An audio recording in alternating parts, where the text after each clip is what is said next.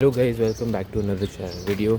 So basically this video is going to be mainly Man City versus Chelsea post-match reactions, and then in the next match day, which is starting from Thursday of this week, which is going to be 8th of Jan, 8th, 9th Jan. So those are some big matches coming up. Arsenal, Liverpool, one of the biggest ones. Again, it's a title contender kind of a match, although Liverpool a little bit behind, but still I think it's an important match for both the teams. And then we also have Man City, Brighton, and then we have Aston Villa also. So a lot of big teams have their own matches, and especially Arsenal have their main match against Liverpool. So let's see how that plays out, but let's stick to this video for now. Man City vs Chelsea post-match reactions. Let's get it. So Man City Chelsea, as I said in prediction video, I mentioned a prediction of 3-0 easy victory because Chelsea had their own problems. They had a manager-less club, and then the under 21 coach was taking charge for that Man City match, and the after results is quite shocking. I mean, so it is Man City 1, Chelsea 1. Man City score in the 42nd minute. Man City's first half was very good.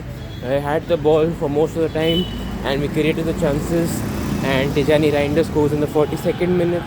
And then when it comes to second half was awful because Man City had their own injury problems.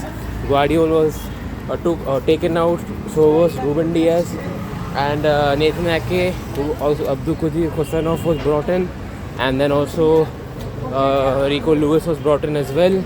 So definitely a lot of concerns for Man City right now in terms of injury lineup.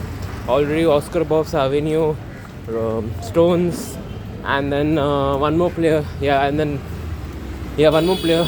So and then the other two players, Marmoush and Ait Nouri, they are already at AFCON, so they are missing out as well.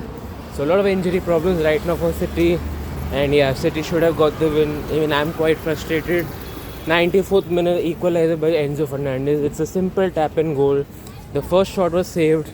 Donnarumma could not grab it, and then it's just a simple little right foot touch for Enzo Fernandez. So absolutely crazy scenes for Chelsea fans. I know now they'll start making memes like under 21 manager beat your bloody Man City team and Pep Guardiola. So I mean those are the memes and shit people are posting right now, but I don't care about that. I only care about my club. So 1-1 draw. It's 1 point at least. We got 1 point against Sunderland as well. A draw, back-to-back draws for Man City. It's not looking good for us in title race. 6 points. Arsenal is 6 points clear of Man City. They have a big game, as I said, against Liverpool. Liverpool need to somehow.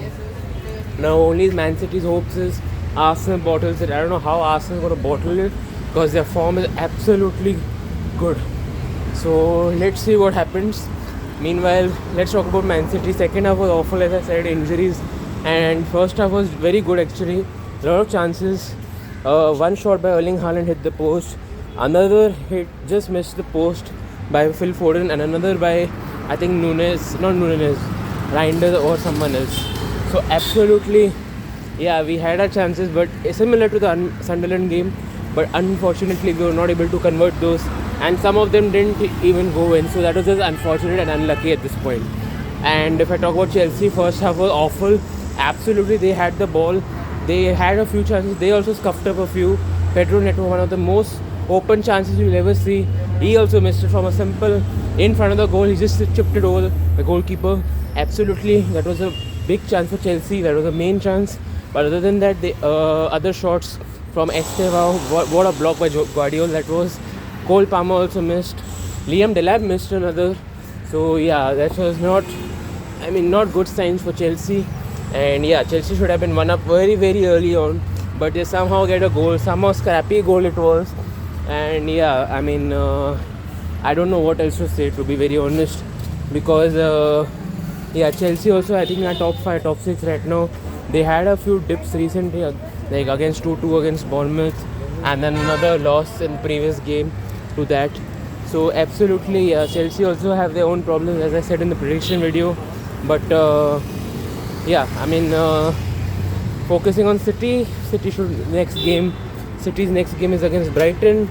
It's a home game, luckily. And now with the injured players out, now the predicted lineup is going to be a little different. So let's get with it. Let's start with Donnarumma in goal. Right back Nunes, left back O'Reilly. Now centre back is going to be Abdul Qadir, Kostanov and Nathan Ake, because Ruben Diaz, Stones, Guardiola all out. All three of those guys are out. So Kostanov and Ake will start now, most probably. Ake also had an injury in that Sunderland game, but he played in the Chelsea game. So let's see what is his status like and what Pep Guardiola says more about him. And but mostly it's going to be Ake and Kostanov, or it could be one of the young defenders. So let's see how it goes. Midfield is going to be same: Bernardo Silva, Reinders, Foden, and then up front is going to be Haaland, Cherki, Doku, or it could be not Savinio, sorry. It could be one of those youngsters again. So let's see how it goes. Absolutely on the bench, we don't have any players right now. So yeah, Nico Gonzalez is also injured. I forgot to mention that. So yeah, another holding midfielder injured. Rodri still there. So I think Rodri, Bernardo Silva, Foden, Reinders will be in that midfield kind of lineup. And then we have attacking as Haaland, Doku, Cherki. So let's see how things play out. It's again if we have to chase Arsenal, it's a must-win game. So yeah, more match predictions will come out on Thursday and Friday. Wednesday and Thursday, which is tomorrow and Thursday. So yes, come on City.